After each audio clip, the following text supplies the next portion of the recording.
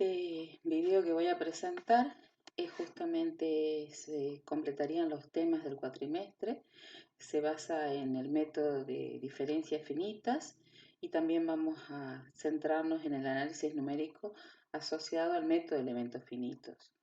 Esto lo vamos a dar al final, vamos a tratar de introducirnos en el tema. El método de diferencia finita, algo ya vieron ustedes en la parte práctica, estuvieron haciendo ejercicios, vieron más o menos que justamente se repite y se replica en esta tabulación de valores. Y bueno, el método de diferencia finita consiste en aproximar la función por polinomios, es decir, nosotros tenemos una función que desconocemos. Tenemos una función que vamos a tratar de aproximarnos con un polinomio.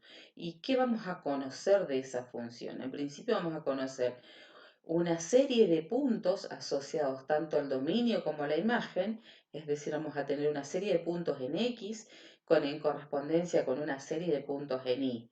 En estos puntos en Y justamente vamos a trabajar sus derivadas para ver si podemos encontrar, en base al orden de las derivadas o a las diferencias, con los puntos de apoyo asociados pertenecientes al dominio. El método consiste, en principio, en una aproximación de las derivadas parciales por expresiones algebraicas con los valores de las variables dependientes en un determinado en un limitado número de puntos. O sea, yo conozco cómo se va a comportar o aproximar una determinada función en un rango, en un determinado dominio de puntos. Y después, en base a eso, voy a tratar de ir trabajando en el polinomio para encontrar la formulación más próxima. ¿Cómo voy a trabajar? Y hay tres maneras de trabajar, y ustedes ya lo vieron, tres procedimientos muy clásicos que son hacia adelante, hacia atrás o centrada. Hacia adelante cuando se usa un punto anterior al punto de interés. Hacia atrás cuando se usa un punto posterior al punto de interés. Y centrada cuando se usan puntos antes y después del punto de interés. Para determinar la función f de x se tiene que empezar por diferenciar las variables independientes. Y esto no es algo muy sencillo. Nosotros, por ejemplo, vamos a tener una función identificada como la función desplazamiento, por ejemplo, o, sí, o puede ser el estado de tensión. Nosotros tenemos que identificar los puntos que realmente nosotros conocemos y que van a definir el valor de la función en esos puntos. ¿Cuáles serían los puntos independientes? Por ejemplo, los puntos de contorno, de apoyo. Esos serían como puntos conocidos o de dominio. Y a partir de ahí podríamos establecer como conocidos los puntos f de x, o sea, los puntos de imagen, para después construir una grilla o malla y luego se deben reemplazar los términos en la ecuación diferencial. Bueno, volviendo al tema de cómo podríamos estudiarlos, estudiando en cuanto a las derivadas, dijimos, bueno, vamos a poder decir que podríamos tener una formulación progresiva, una formulación regresiva y una formulación o una fórmula centrada. La progresiva sería f' de a igual y aproximadamente f de a más h menos f de a sobre h, siempre considerando que h es el paso comprendido de discretización. Perdón. En este caso, el punto de estudio es A. Entonces, y esto es lineal. Esto que estoy acá representando es una manera bidimensional, estudiando solamente en una dirección, que es el dominio X. Y en X yo le voy a ir incorporando un rango de paso o de avance H. O disminuyendo. Fíjense que acá disminuye en H, entonces f de a menos h sobre h. Y la fórmula centrada sería justamente establecer el punto x y para un lado h y por el otro lado h. Fíjense que en la gráfica tengo x en vez de a, pero bueno, representa lo mismo. Esta diapositiva está diferente a lo que tengo el PDF en la plataforma Moodle. Se le incorporé con este gráfico para que les sea más sencillo. Otra cosa que representa este cociente, acuérdense, este cociente representa una secante porque considera los dos puntos de intersección de la curva. Si fuera el límite para h que tiene 0 es la derivada, ¿sí? Ya vamos a encontrarnos con esos valores. Si hubo una función de x con derivadas finitas, acá cambió, en vez de f puso u, pero es lo mismo. Con derivadas finitas y continuas, entonces el teorema de Taylor se tiene que u de x más h va a ser u de x, la valoración de la función en el punto original, más h por u' de x, más un medio de h cuadrado por u segunda de x, y así sucesivamente aplicando Taylor. Acuérdense que Taylor, ¿qué hacía? Taylor hacía la función en el primer punto original, u de x, esto puede ser f de x, esto puede ser i0, bueno. Después venía el paso, la derivada primera por el primer factorial, 1 sobre el factorial. El 1 sobre el factorial es igual a 1 por n. Si n, y arranca el n en 1, entonces el primer factorial es 1 por 1, el segundo factorial es 1 por 2, el tercer factorial es 1 por 2 por 3, que es 6, el cuarto factorial va a ser 1 por 2 por 3 por 4, o sea, va a ser 2 por 4, 8, 4 por 3, 12, y 12 por 4, bueno, saquen la cuenta, 12 por 4. Entonces sería ese el cuarto factorial, siempre asociado a las derivadas. Las derivadas de la función justamente son los n.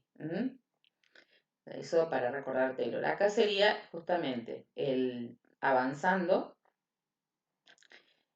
hacia adelante y acá retrocediendo en h, que sería para avanzando y retrocediendo. Al sumar ambas expresiones nos quedarían, ¿qué pasaría? Si sumamos, nos quedaría justamente en el primer miembro u de x más h más u de x menos h. O sea, estos dos elementos se suman en el primer miembro. En el segundo miembro hay elementos que se reducen o se acortan.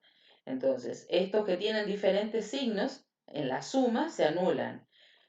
Y estos que tienen igual signo se duplican.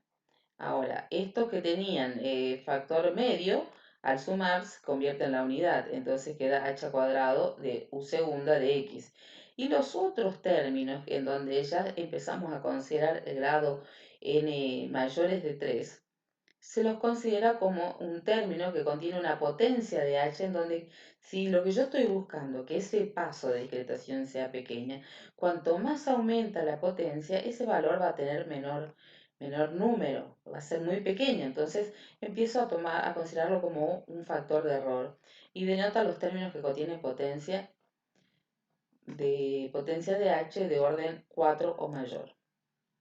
Asumiendo que estos términos son pequeños en relación con las potencias menores de h, se sigue entonces u segunda de x, o sea, la derivada segunda de x, es aproximadamente, y acá hace un despeje de la formulación anterior, fíjense, si yo despejo u segunda, mando, este miembro queda como está, esto pasa restando, menos 2u de x, h al cuadrado pasa dividiendo y esto pasa como un error.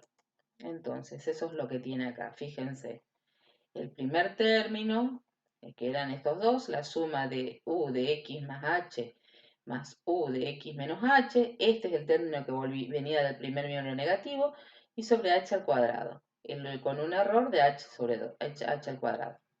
Si ahora restamos la ecuación 2 de la 1, volvemos a la diapositiva anterior y vamos a restar estas en vez de sumar, vamos a restar y nos va a pasar eso, va a pasar que los elementos que son iguales y de valores contrarios se van a anular. Entonces, si ahora restamos la ecuación 2 de la 1 y despreciamos los términos del orden de h al cubo, se obtiene que u', acá sacó el valor de u segunda, acá saca el valor de u', de la derivada primera, u' de x es aproximadamente 1 sobre 2h de la diferencia de los del primer miembro. Acuérdense que en el primer miembro teníamos justamente u de x más h menos u de x menos h. con un error de h al cuadrado. La ecuación 3 aproxima la pendiente de la tangente en el punto x u de x mediante la pendiente de la recta que pasa por los puntos. ¿Y cuáles son los puntos que justamente pasan esta recta? Pasa por el punto x menos h y u de x menos h y x más h y u de x más h.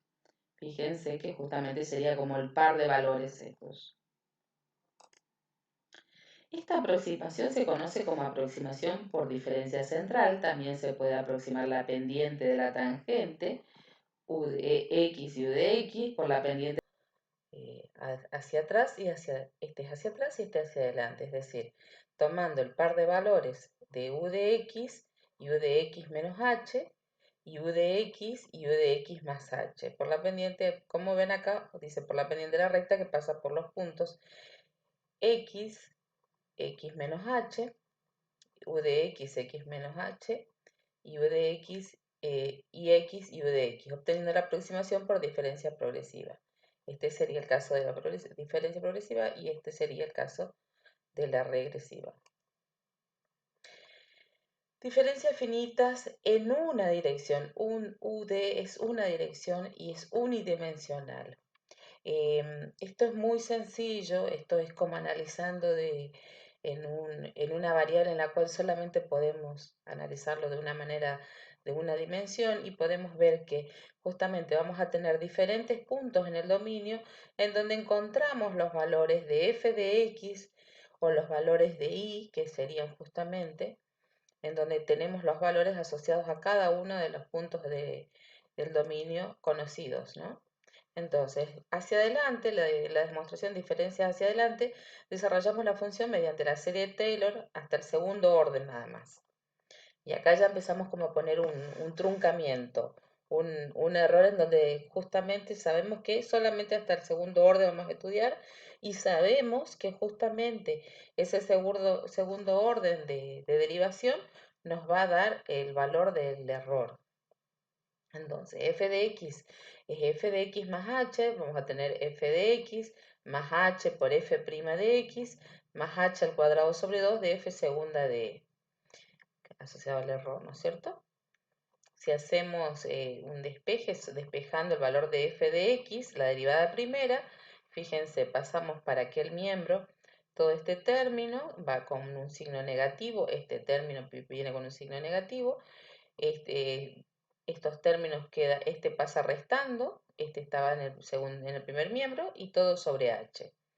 Y claramente va a quedar f' de x igual a f de x más h menos f de x sobre h, y esto es el error. Eso es hacia adelante. Hacia atrás, ¿qué pasaría? Porque fíjense hacia adelante. Hacia adelante suma Taylor. Hacia atrás, ¿qué hace? Resta la derivada primera.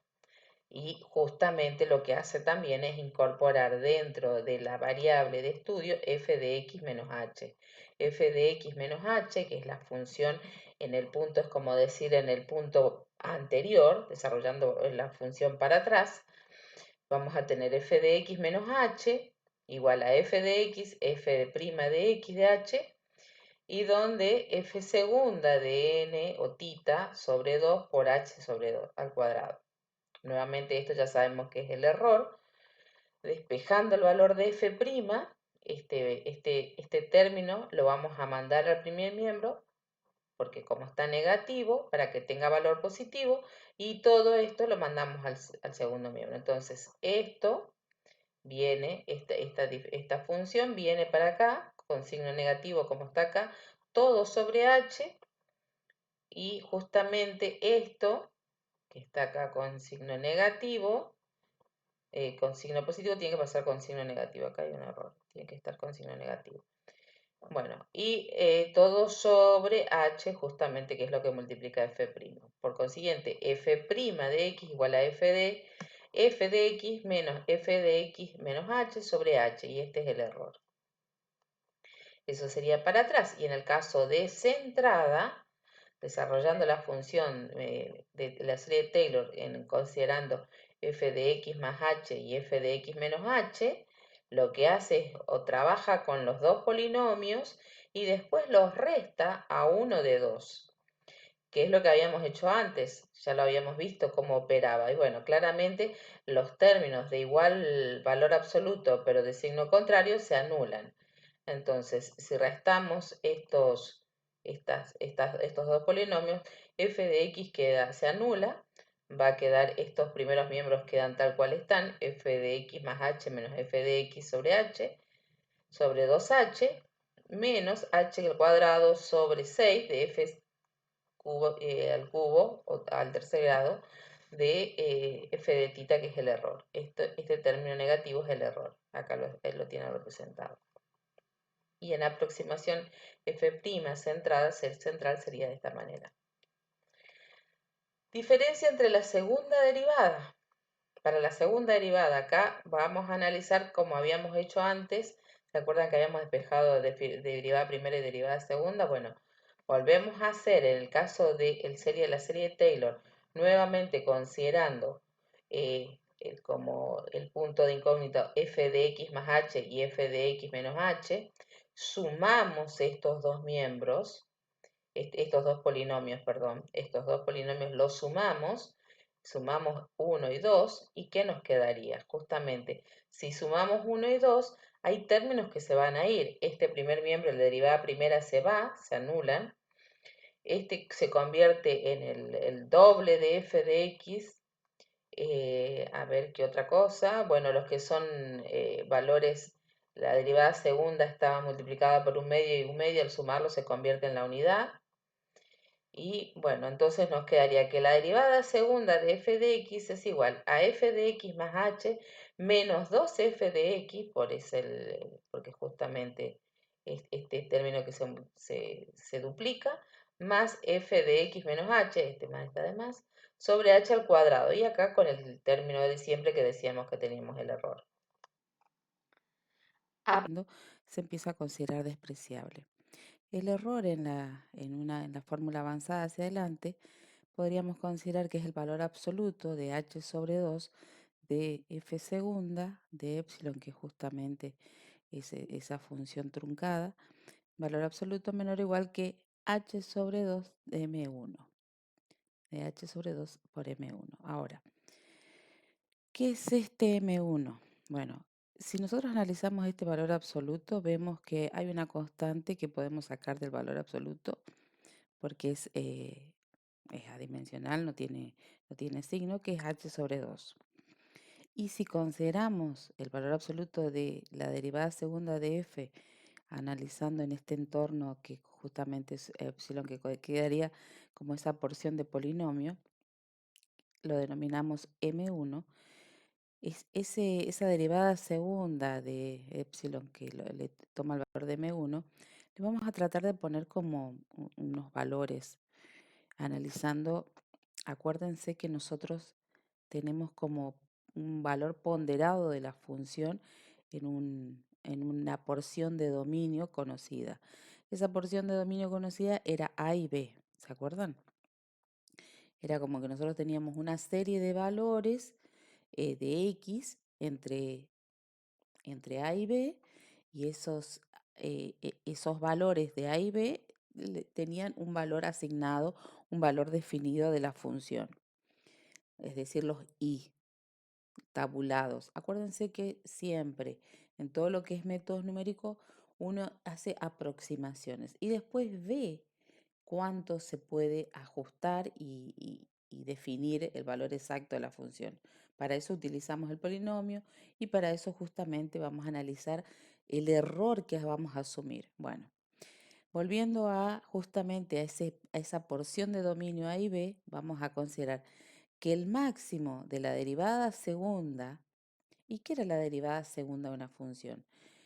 La derivada segunda justamente era el punto de inflexión. ¿Se acuerdan que lo habíamos analizado en los videos anteriores? Bueno, el máximo valor absoluto de la derivada segunda de f de x en ese entorno justamente va a ser el m1.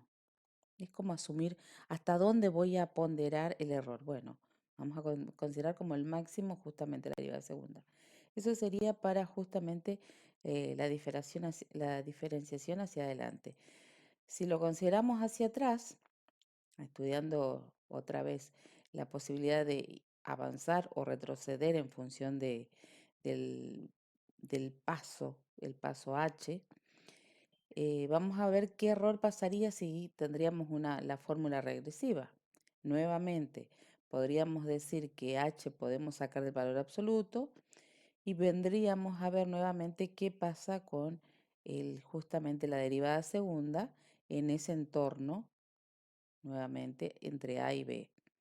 Y ahí podríamos obtener como el M1 máximo tolerable de la función, del error permitido de truncamiento. Fíjense que tanto en la fórmula de avance o recesiva, el M1 vendría a ser como el mismo valor, porque es indistinto la derivada segunda. ¿Qué pasaría ya en el caso de un estudio de diferenciación centrada en la cual tendríamos un punto de posicionamiento y avanzamos f de x más h menos f de x menos h, todo sobre 2h? Esto ya lo habíamos obtenido como la fórmula centrada. ¿Qué pasa con el error?